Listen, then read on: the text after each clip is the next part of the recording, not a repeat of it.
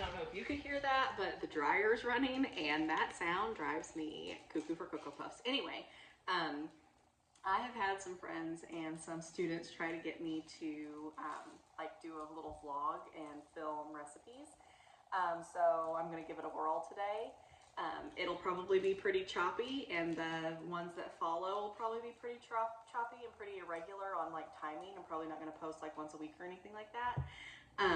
Right now I have a 3-month-old that is starting to get a little hungry, so I'm just gonna run through what I've done so far. I am trying a new recipe. They are butter pecan dark chocolate cookies. I found a recipe online that I could kind of follow, and I'm gonna have to put my glasses back on. They'll have a really bad glare on them, but I'm getting a headache. So I found a recipe online that I will link in the description of this video, but I'm also going to tell you what I've changed. So when it called for vanilla, I just used maple syrup instead, because I thought the butter pecan situation would be better with maple syrup instead of vanilla. Well, we're going to find out. And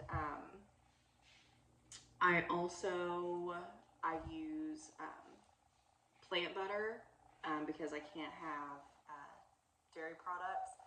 So the brown butter situation, we'll see how it goes in this, since it's primarily, like it's an avocado oil based butter is what I use.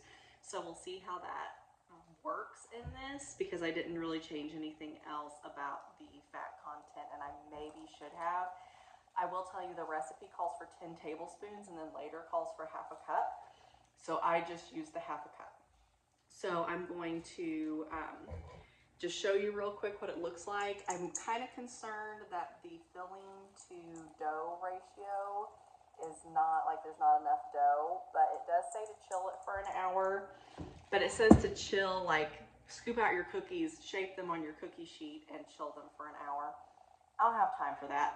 So, because I don't want to be baking cookies all day long. So I am going to chill the whole thing for an hour, and that'll be perfect, because I keep looking down because I've got Miss Thing down here and her bouncer watching me. Should be about perfect for me to get her fed and down for a nap, I hope. We'll see. And then when she's napping, I can scoop out these cookies and start baking. And hopefully we have a successful cookie. So we'll fast forward. It'll probably be another hour, hour and a half before I see you again. But for you, it'll just be a few seconds. It is significantly later. I've baked the first batch.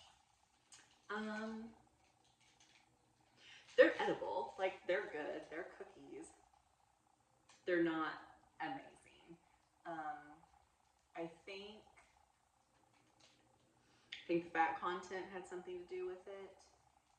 And I think that the dough needed more salt, because it just, I don't know, it feels like there's something lacking. But the recipe did call for putting like flake salt on top of the cookies after they bake, which doesn't make a whole lot of sense to me because it won't stick very well. I don't know, maybe with the regular fat content, the cookies are a lot more gooey and soft. Don't get me wrong, like these are, they look like very cakey and short, but they're not. They're just like a normal, I don't know how well you can see that, normal cookie texture. I don't know. Like I said, they're fine. Just not, I don't know.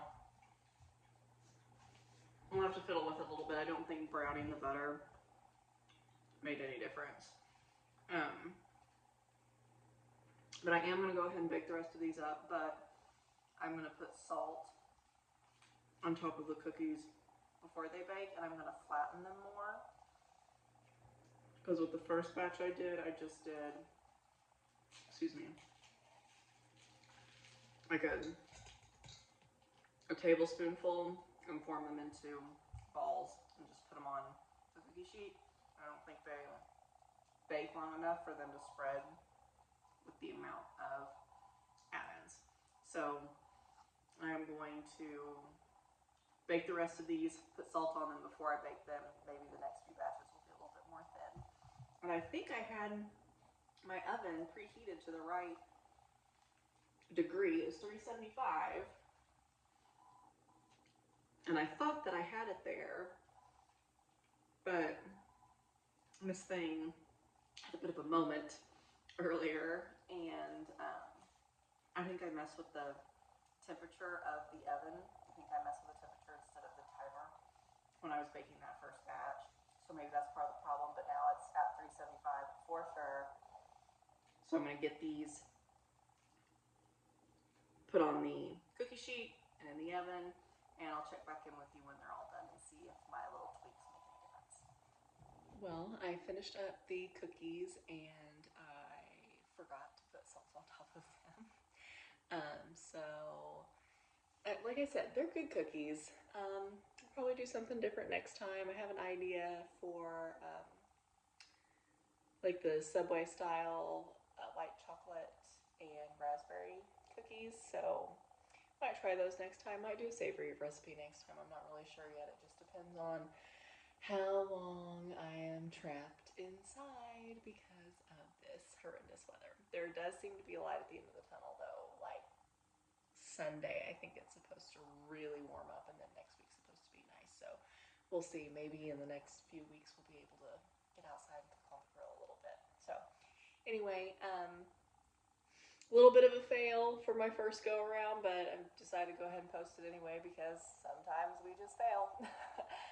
So I hope you guys have a great weekend.